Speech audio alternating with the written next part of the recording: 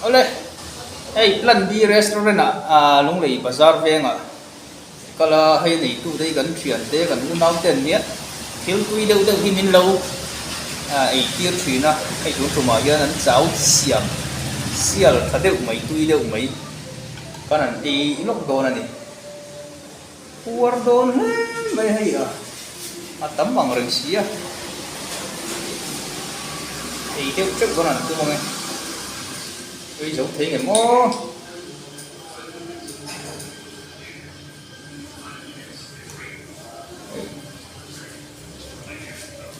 tiếng sợ sao ý hiệp khó đứa vào tôi hốt mà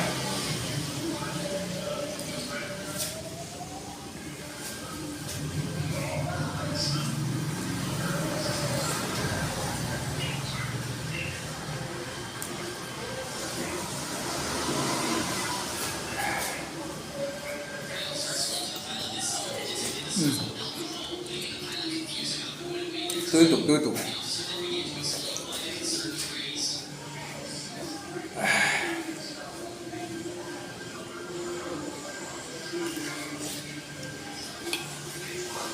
phân thị vòng vòng mình ôm lên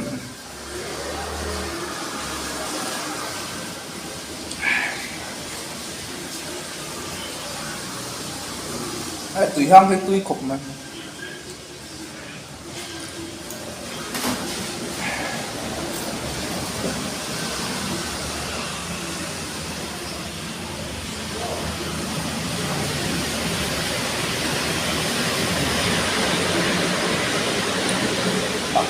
được lắm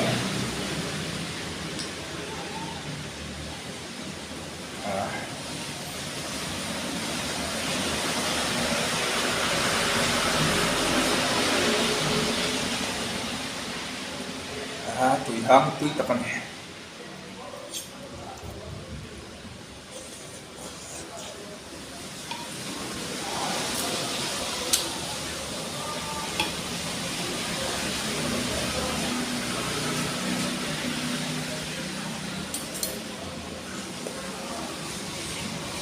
alas di ba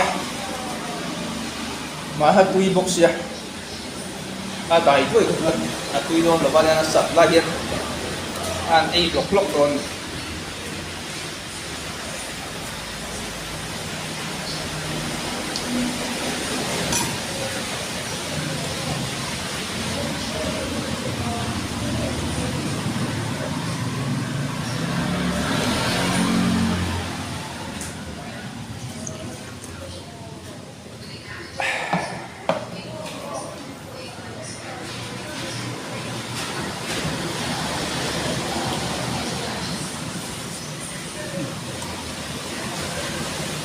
tui teman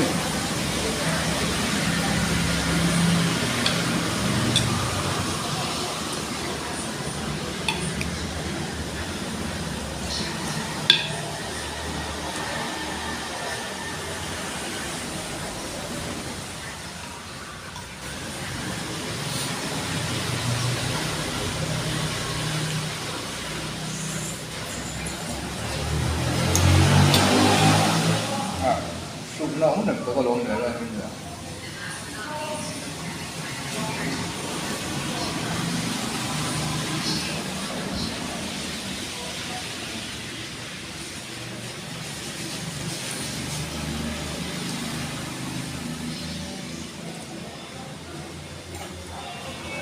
quay đến sọt nem ạ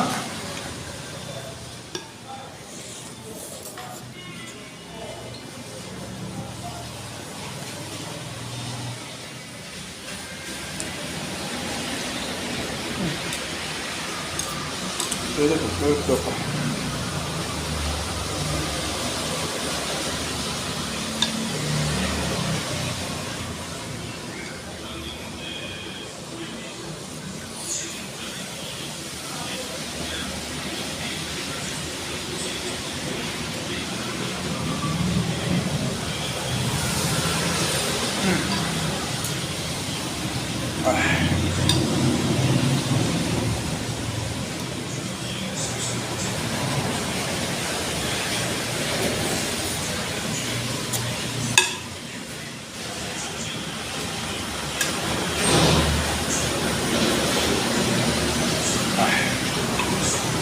alas sa dewa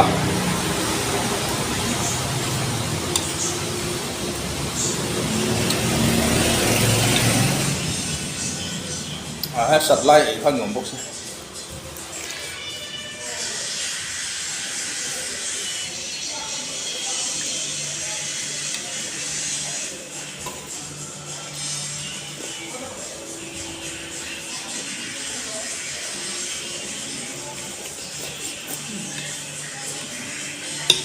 kaya kalau ni mau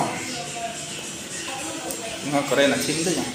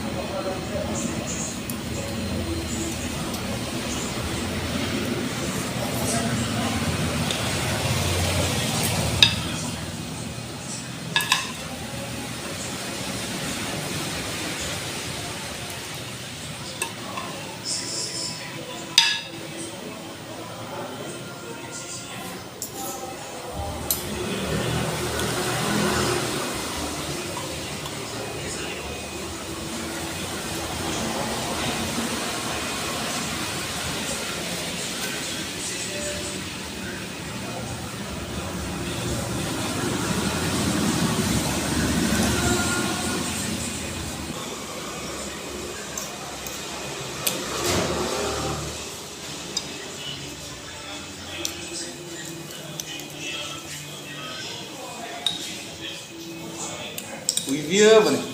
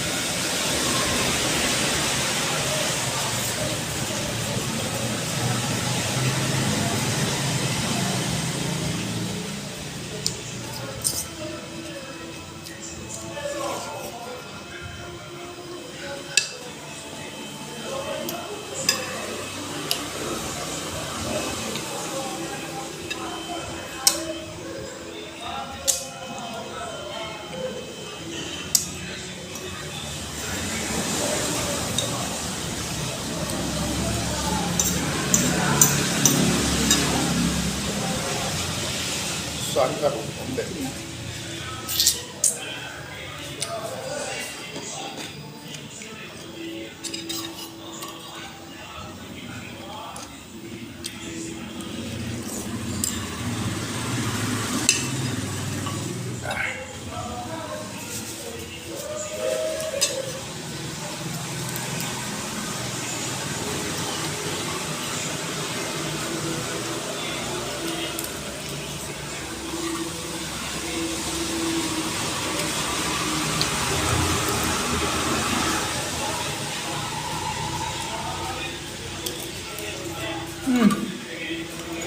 đặc trưng chu cho bé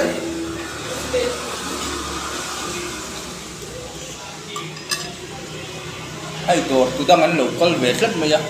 để xong xong đồ tụi ta nếu lẩu con là chính quy đồ restaurant này là đồ tụi bên này thấy về riết à sự vậy hay tia video ảnh chỉ đang khờ anh mặc ra đâu hay tận đi số thật đồ đâu vùng này đi đâu mà ai chụp về quý là em muốn nông cụ thế này cần là thì trả lời đó này video muốn nông tất cần là xem để luôn nha cần phát mình